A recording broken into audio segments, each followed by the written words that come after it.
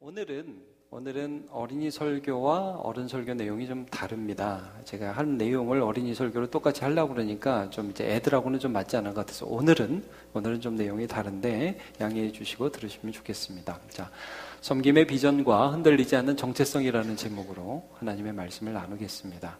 섬김의 비전, 흔들리지 않는 정체성. 자, 왜 이제 요한복음 12장 통해서 계속해서 예수님께서 십자가의 길을 가고 계시다 그렇게 말씀을 보고 있죠. 예수님께서 6월절 엿새 전부터 겪는 하나하나의 사건들, 있었던 모든 대화들이 사실은 십자가라는 하나의 초점을 향해서 달려가고 있는 거예요. 그리고 죽으시고 부활하셔서 우리를 살리시는 그 일을 영광이라고 하시면서 예수님께서 지금 이 길을 가고 계신데, 우리가 하나 좀 의문이라면 의문, 또 어떻게 이게 가능할까라는 그런 궁금증을 가질 수 있어요. 여러분, 우리가 어떤 일들을 하려고 할 때 힘들잖아요. 뭐 시험 보는 학생들도 힘들고, 뭐 어떤 취업을 준비하는 사람들도 힘들고, 뭐 일을 하는 사람도 힘들고. 여러분, 그래서 좀 뭐 힘이 나야 뭘 하죠. 계속 힘들기만 하면 어떻게 그걸 해요? 예수님은 하나님의 아들이니까 뭐 십자가 정도는 뭐 껌이다, 너무 쉽다, 그렇게 얘기할 수 있어요?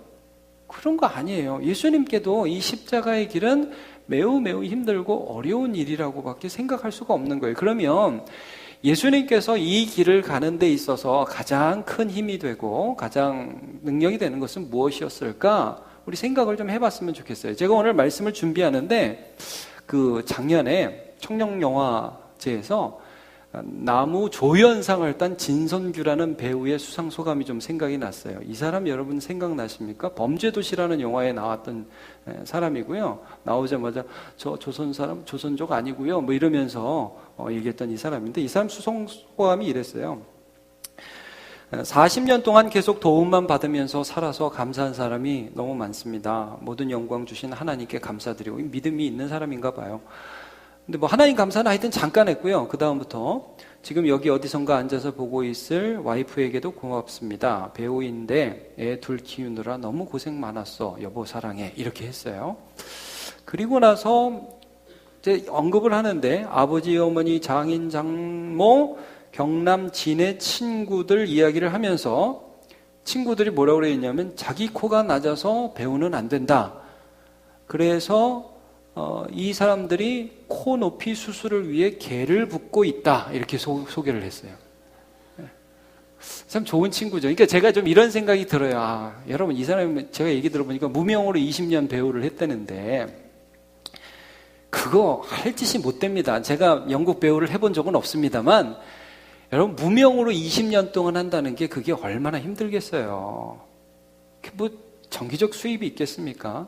근데 제가 보니까 옆에 있는 수많은 사람들이 참 좋은 친구들, 참 좋은 지지자들이 있었던 것 같아요. 너는 얼굴이 안 됐으니까 때려쳐라 그러지 않고 너는 얼굴이 안 되니까 내가 코를 세워줄게. 얼마나 좋습니까? 그러니까 이런 관계들 속에서 아마 이 사람이 힘을 얻었던 것 같아요. 여러분 잘 생각해 보세요. 우리가 살아가고 있는 힘이 어디서 오는지. 물론 밥 먹어서 힘을 얻지만 사실 우리가 살아가고 있는 인생의 힘이 관계에서 온다는 거예요. 관계는 힘을 빼기도 해요. 여러분, 그래서 싸우고 나면 살고 싶지 않고, 싸우고 나면 괜히 힘 빠지죠. 우리 중고등학생들도 괜히 엄마하고 그냥 싸워가지고 막 성질내고 나면 괜히 힘들고, 그렇잖아요. 근데 여러분, 정말 관계 안에서 위로를 받고 격려받으면 어려운 길도 갈 수가 있죠. 예수님께서 지금 십자가의 길을 가시면서 우리가 유익 있게 봐야 하는 것이 아버지 하나님과 아들 하나님이 어떤 관계를 가지셨기에 이 십자가의 길을 담대히 걸어갈 수 있었던가 하는 것들을 좀 바라봤으면 좋겠어요. 그리고 그것이 우리가 이 땅에 살아가면서 우리의 자녀들과 우리의 부모들과 가져야 될 관계라는 거죠. 우리가 어떤 관계를 가지고 있느냐, 그 관계를 잘 가지면 힘을 얻을 수 있어요. 자, 예수님께서 오늘 십자가에 대한 말씀 막 하시면서 지난주에 한 알의 밀이 땅에 떨어져 썩지 아니하면 그대로 있고 썩으면 많은 열매를 맺느니라. 나는 지금 많은 사람을 살리기 위해서 십자가의 길을 간다 하면서 마음이 힘들었어요. 그래서 오늘 본문이 이렇게 시작합니다. 27절. 지금 내 마음이 괴로우니 무슨 말을 하리요? 자, 여러분, 예수님 마음이 괴롭다고요. 우리도 괴로울 때 있죠?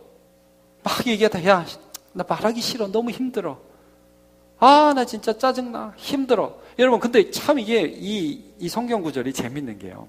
지금 제자들과 막 사람들한테 말씀을 하시다가 지금 내 마음이 괴로우니 내가 무슨 말을 너희들과 더 하겠느냐? 니들 참 도움이 안 된다. 여러분, 베드로가 도움이 되겠어요? 요한이 도움이 되겠어요? 안드레가 도움이 되겠어요? 제자들이요. 물론 같이 있어서 좋기도 하겠지만 그건 무슨 큰 도움이 예수님께 되겠습니까? 맨날 사고만 치지. 근데 내가 무슨 말을 하리요? 말하기 싫다. 그러고 나서 부른 이름이 누구예요? 아버지요. 제가 이제 우리 자녀들 얘기 들어보면 아, 지금 무슨 말을 하리요? 그 다음에 보통 친구들로 많이 가는데 사실은 여러분 그때 누구에게로 가야 정상입니까? 아버지.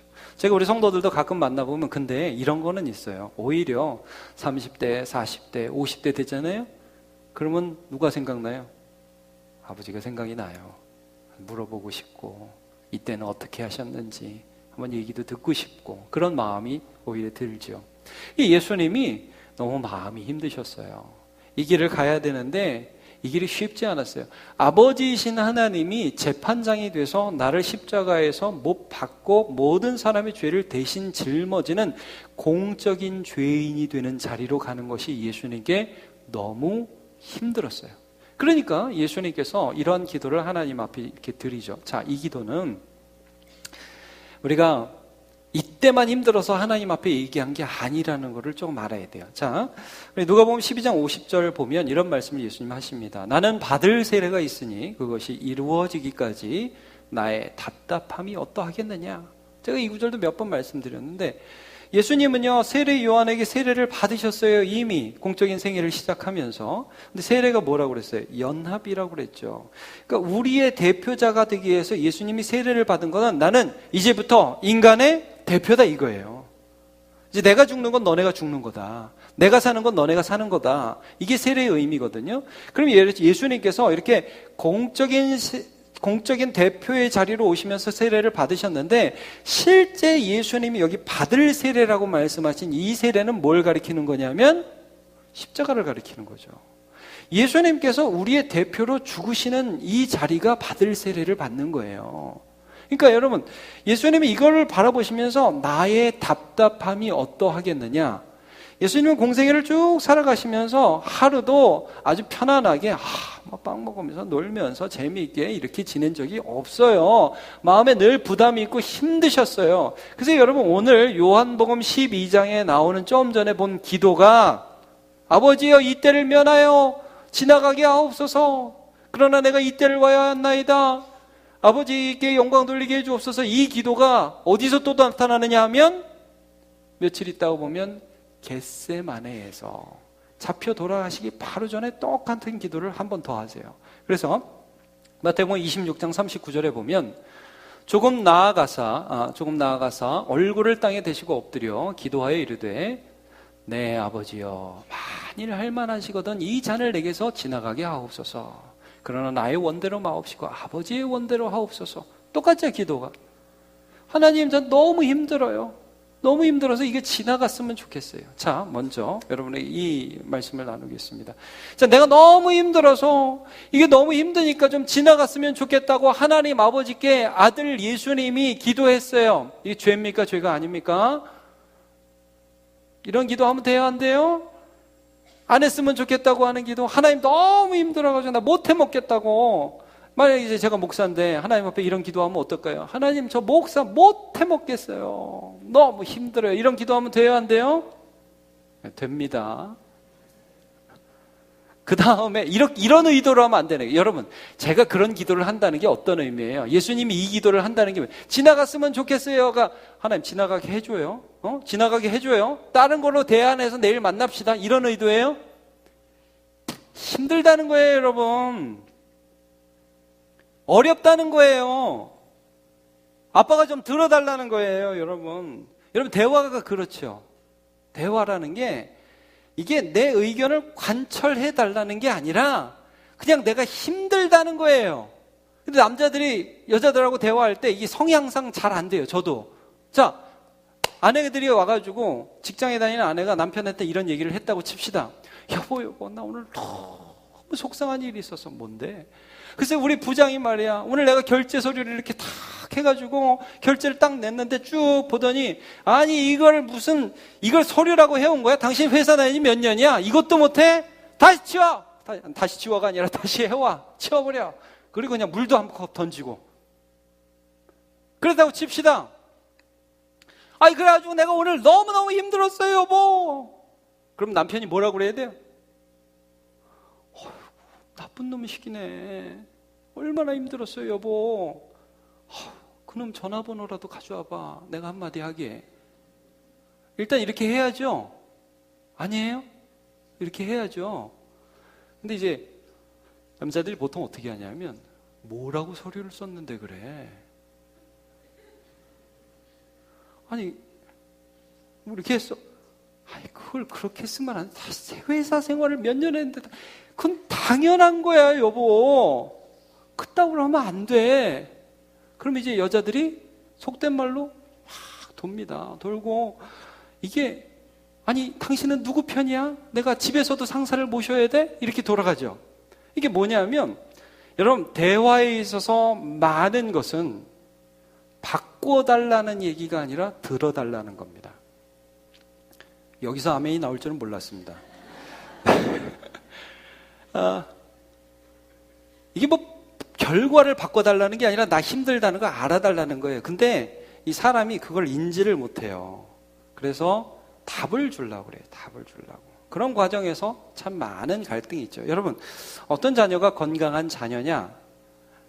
저도 목회를 하면서 어떤 공동체가 건강한 공동체냐? 사실 여러분이 저에게 가져오는 많은 문제들에 대해서 제가 답을 못 드릴 때가 너무 많습니다. 그렇죠? 목사님, 저 이것 때문에 힘들어요. 여러분, 제가 여러분에게 혹시 돈이라도 한 100만 원 쥐어준 적이 있습니까? 그렇게 해드린 적이 별로 없는 것 같습니다. 실제적인 답을 제가 거의 못 드립니다. 그래도 여러분 가져오시고 얘기도 하시죠. 여러분, 그리고 목사님이 안다. 그게 위로가 되죠. 여러분, 자녀들도 마찬가지죠. 자녀들이 어떤 부분들에 대해서 참 많이 힘들어서 힘들다고 얘기를 합니다. 그래서 네가 그게 정말 힘들구나라고 이해가 되면, 그러면 건강한 자녀로 자랄 수 있는 첫 번째 조건이 성립이 되는 것입니다. 얘기할 수 있는 거죠. 그러니까 지금 예수님과 하나님 아버지 사이에 어떤 부분이 이루어지고 있습니까? 그 대화가 이루어지고 예수님의 아픔, 아들로서의 아픔이 아버지께 전달되고, 아버지는 그러니까 야, 내가 너 빼줄게, 십자가 빼줄게, 그런 게 아니에요. 아버지 하나님이 야, 이제 너 괜찮아, 내가 다 해줄게, 이게 아니에요. 여러분, 우리 자녀들이 힘들다고 막 해줬을 때 이렇게 막 대안을 확 다 처리해 주는 게 아버지의 역할이 다가 아니죠. 그냥 들어주는 거예요. 제가 백지영이라는 여러분 가수 아시죠? 총 맞은 것처럼 뭐 이런. 근데 그 사람이, 우리 중고등부 학생들은 잘 모를 거예요. 그 사람이 20대 스캔들, 비디오 스캔들 이런 것 때문에 굉장히 힘들었거든요. 가수 도저히 할 수 없는 상황이었어요. 제가 나중에 어떤 목사님한테 설교를 듣다가 그 사람 비하인드 스토리를 들었는데, 그 백지영이라는 사람이 그때 너무 사회적으로도 이제 얻어맞고, 여러분, 자기의 수치스러운 비디오가 세상에 돌아다니는데 얼마나 힘들었겠습니까? 그래서 막 이렇게 방황하다가 집에를 못 들어갔대요. 그 아버지가 공무원이고 굉장히 엄한 분이래요. 며칠 집에 못 들어가다가 오랜만에 집에 딱 들어가서 아버지한테 이제 꾸중 들을 것도 두렵고 창피하기도 하고 그러면서 집에 들어갔더니 아버지가 딱 안아주면서 한마디 하셨답니다. 얼마나 힘들었니? 여러분, 우리가 때로는 그 한마디가 사람을 세워요. 그렇죠? 이렇게 해. 대부분의 경우 여러분, 우리가 답은 알아요. 자, 우리 학생들 공부 열심히 해야 되는 거 알죠? 알잖아. 공부 열심히 해야 되는 건 알죠? 그렇죠? 일찍 일어나야 되는 것도 알고, 게임 좀 덜 해야 되는 것도 알죠? 그건 모른다네요. 그건 모르는 사실이네. 그래, 잘했어요. 자, 근데 대부분은 답은 알아요. 근데 그렇게 할 수 있는 능력이 없죠. 그랬을 때 누구를 찾아가느냐는 거예요. 내가 정말 힘들고 좌절되는 상황과 어려움이 있을 때 누구를 찾아가는 거예요. 여러분, 그때 아버지를 찾아가고 어머니를 찾아가면 되는데 그 관계가 틀어지면 다른 대상을 찾아가기 시작해요. 조금 더 나를 쉽게 받아줄 수 있는 대상을 찾아가죠. 그렇게 되면서 우리의 관계는 힘을 주는 관계가 아니라 힘을 잃어가는 관계가 되어가기 시작합니다. 여러분, 이게 참 이 시대의 슬픈 사실입니다. 그 나중에 백지영 씨가 6년 만인가 사랑 아내라는 곡으로 음원 차트 또 1위를 했을 때 아버지가 문자를 하나 보냈대요. 딱 3글자를 보냈대요. 브라보. 네. 그걸 나중에 나와서 말하는 그런 기사를 제가 본 적이 있습니다. 이제 이런 게 필요한 거죠. 아이는 그런 게 필요한 거예요. 어린이는 그런 게 필요한 거예요. 어른들은 반대로 그런 말을 해줄 수 있는 거예요. 내가 그런 말을 해줄 수 있는 거예요. 그러면 자녀들이 살기 시작하는 거죠. 자, 예수님이 그래서 답을 쭉 하나님 아버지와 이런 관계를 가지면서 답을 찾으세요. 27절 보시면 지금 내 마음이 괴로우니 무슨 말을 하리요. 그럼 아버지여가 중요하다고 그랬죠. 아버지여 나를 구원하여 이때를 면하게 하여 주옵소서. 저 힘듭니다. 하나님 어떻게 좀 해주세요. 아버지. 그러나 아버지와 그렇게 대화를 하고 아버지가 그렇게 안아주심을 경험하고 아버지의 격려를 경험하면서 답을 찾아가더라 이거예요. 예수님이 아셔요. 원래부터 예수님은 답을 아세요. 십자가의 길을 나만이 걸어갈 수 있고 모든 사람의 죄를 용서할 수 있는 완벽한 화목 제물은 예수 그리스도 한 분뿐이라는 걸 예수님이 그 누구보다 잘 아세요. 그러나 내가 이를 위하여 이때 왔나이다. 결론 나오잖아요. 아버지야, 아버지의 이름을 영광스럽게 하옵소서. 하나님의 이름이 또다시 영광스러워지는 것을 저는 원합니다. 여러분, 우리가 읽었던 그 말씀, 하늘의 밀이 이 땅에 떨어져 죽으면 하늘 그대로 있고 또 죽으면 많은 열매를 맺느니라. 예수님의 마음에 이런 결론들을 찾아가시는 것들을 우리가 볼 수 있습니다. 자, 이제 중요한 건 28절입니다. 28절을 보시면 아버지여 아버지의 이름을 영광스럽게 하옵소서. 예수님이 이렇게 결론을 내시죠. 하나님 저 힘들지만 아빠 저 힘들지만 저 이 길을 가겠습니다. 저 사람 살리는 이 일을 하겠습니다. 하나님의 기쁨이 되겠습니다. 아까 박찬래 목사님도 이렇게 하나님 사랑하고 이웃 사랑하고 나도 사랑하고 이 말씀을 하셨는데 내가 나를 사랑하는 방법은 하나님을 영광스럽게 하고 다른 사람을 살리는 일을 해나갈 겁니다 라고 예수님이 결론적으로 하나님의 말씀하셨어요. 그러니까 그전에는 하나님께서 예수님을 안아주시고 또 기다려주시고 격려하시고 이렇게 하셨는데 여기서는 하나님이 어떻게 하셨냐. 그 다음 절을 보세요. 그 다음 구절을 이에 하늘에서 소리가 나서 이르되 내가 이미 영광스럽게 하였고 또 다시 영광스럽게 하리라 하시니. 이게 뭐예요? 하나님 저 힘듭니다. 그때는 기다려주고 안아주는 거예요. 그때는 힘들지라고 얘기를 해준 거예요.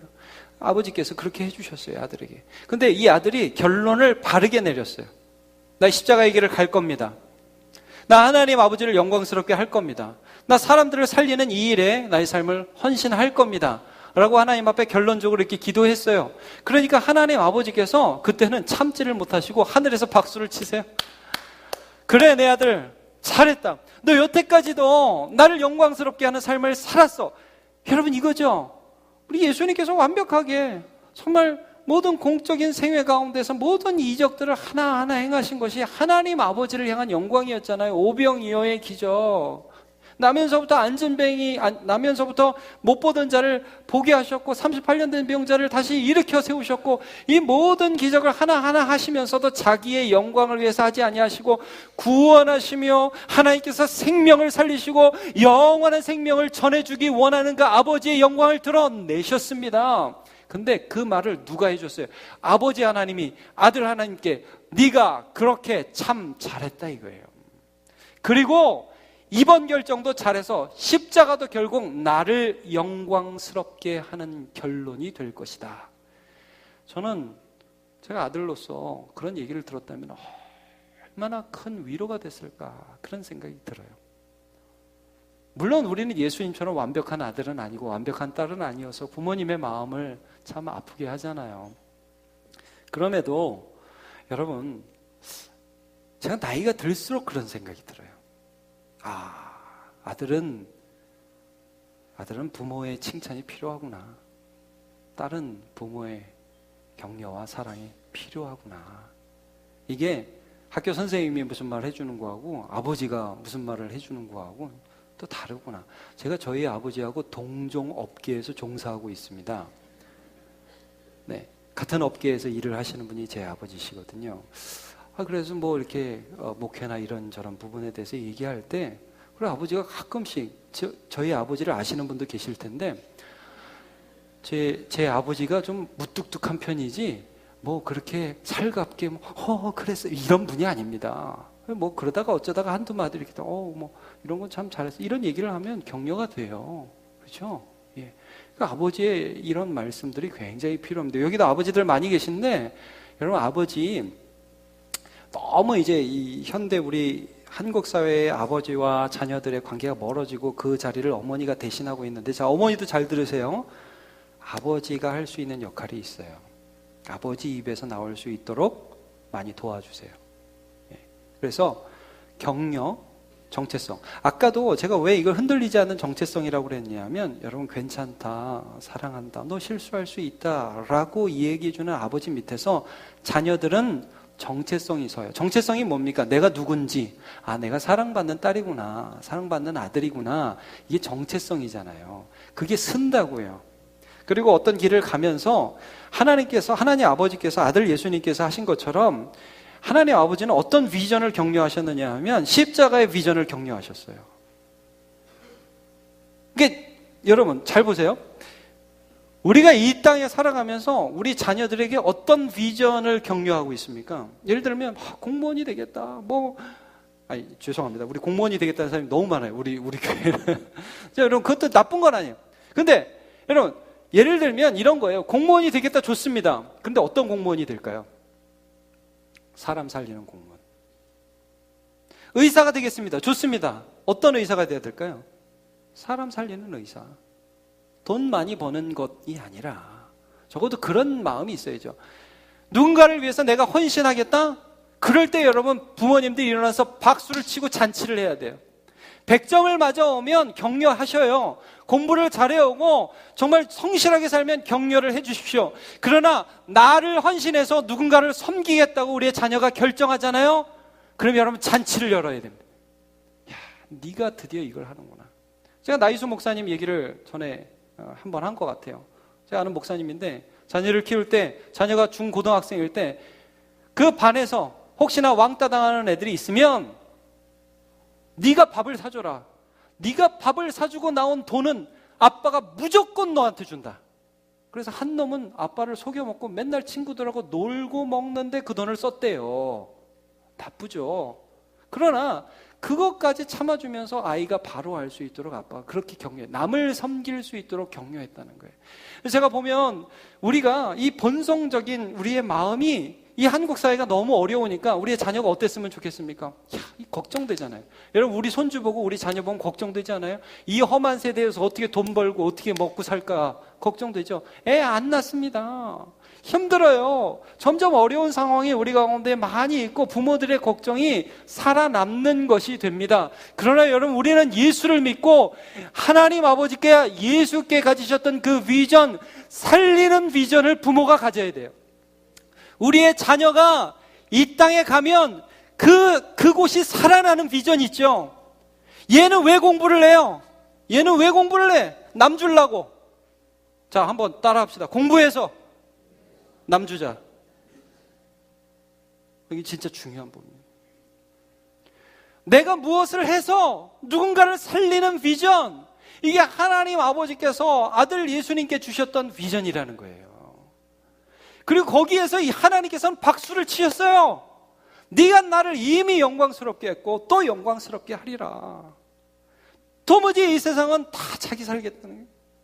우리는 그런 한계 속에서 갇혀서 살아가고 있어요. 어린이날 맞이해가지고 참 여러분 제가 오늘도 문자를 보냈지만 어린이날 너무 아이러니하지 않습니까? 우리가 너무나 사랑하는 대상을 나를 정해서 사랑해야 된다는 게 너무 웃기죠. 이게 인간이에요. 당연히 사랑해야 할 사람을 사랑하지 못해요. 여러분 우리의 비전이 나 사는 것 되지 않고 살리는 것 되시기를 주님의 이름으로 축복합니다.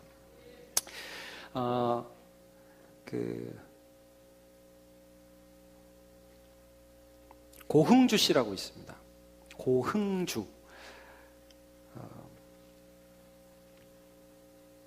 이 사람은 미국의 오바마 행정부에서 국무부 법률 고문도 했고 또 예일대 교수로도 있었던 한인 2세입니다.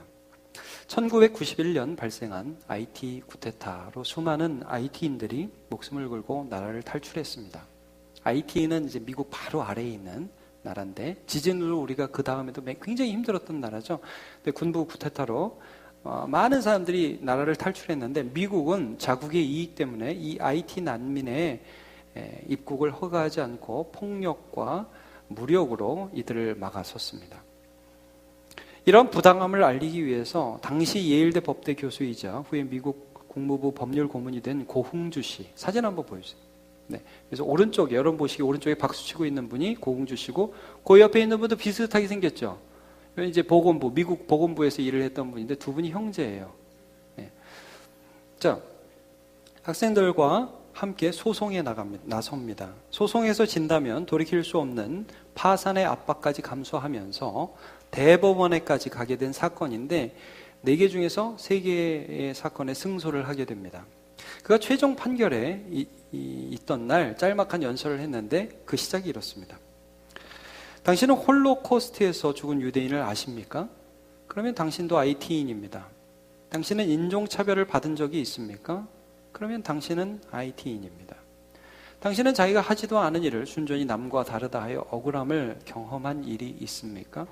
그러면 당신은 IT인입니다. 여러분 왜 이것을 묻고 합니까? 라면서 최종 판결에서 감동적인 연설을 했습니다. 이 고흥주 씨의 어머니가 전혜성 박사인데 자녀에게 늘 가르친 것 덕목 중에 하나가 이겁니다. 한번 따라해 주세요. 덕승제. 좀 어려운가요? 덕승제. 이 책을 지은 부모예요. 섬기는 부모가 자녀를 큰 사람으로 키운다. 제가 오늘 이제 그 주보에도 여러분 많이 읽으시라고 광고를 했는데 덕이 재주를 앞선다. 그러니까 재주가 덕을 앞서면 안 된다 이거예요. 이게 무슨 말이냐? 공부를 잘하고 돈을 많이 벌고 이게 재주라면 남을 섬기는 건 덕이에요. 재주가 덕을 앞서면 안 됩니다. 그런데 여러분 우리가 사는 이 시대는 죄다 재주를 강조합니다. 능력을 강조하죠. 덕을 강조하지 않습니다. 그래서 예수 믿는다는 부모도 자녀가 좀 더 돈 많이 벌고 좀 더 편한 데 가면 감사헌금 드리지만 남을 위해서 헌신하는 삶을 살겠다고 부모님 앞에 딱 오잖아요. 왜 네가 그 길을 가려 하냐? 이럽니다. 여러분 정신 똑바로 차려야 됩니다. 그리고 중고등부 학생들, 여러분은 공부하면서 나 잘 되는데 목적을 두고만 공부하면 안 됩니다. 여러분은 공부하면서 내가 치열하게 살아내서 누군가 나보다 더 고통스러운 사람들을 살리려는 비전을 가져야 됩니다. 그게 기독교인입니다. 그게 하나님 아버지께서 하나님 아들에게 하신 말씀입니다. 그게 십자가입니다. 여러분 오늘 어린이날입니다. 수많은 어린이들이 정체성이 흔들립니다. 어떻게 살아야 될지를 몰라요. 힘들다고 말할 데가 없어요. 아프고 힘들다고 나 좀 도와달라고 말할 데가 없어요. 말하면 뭐라 그러는 줄 알아요? 공부나 이 자식아 이렇게 얘기합니다. 이게 뭡니까? 아플 수 있어야지, 아플 수 있어야지, 힘들 수 있어야죠. 교회가 어떤 데입니까? 아이들이 뛰어놀아야죠. 제가 그래서 자주 그런 말씀도 드리죠. 우리 유리창도 몇 개 깨질 수 있다고. 근데 하나도 안 깨졌어요, 다행히. 아이들이 정말 추 안에서 뛰어놀 수 있고 약해질 수 있고 그런 면에서 우리도 모두 주 앞에서 어린아이예요. 흔들리지 않는 정체성. 섬김의 비전, 우리가 정말 박수 쳐주는 것은 이 아이들이 주님을 사랑하는 마음으로 헌신하며 살겠다고 할 때 그때 우리가 박수 쳐야 될 줄로 믿습니다. 우리 이런 비전과 생각을 가지고 다음 세대를 세워가는 가정과 교회 되시기를 주님의 이름으로 축복합니다.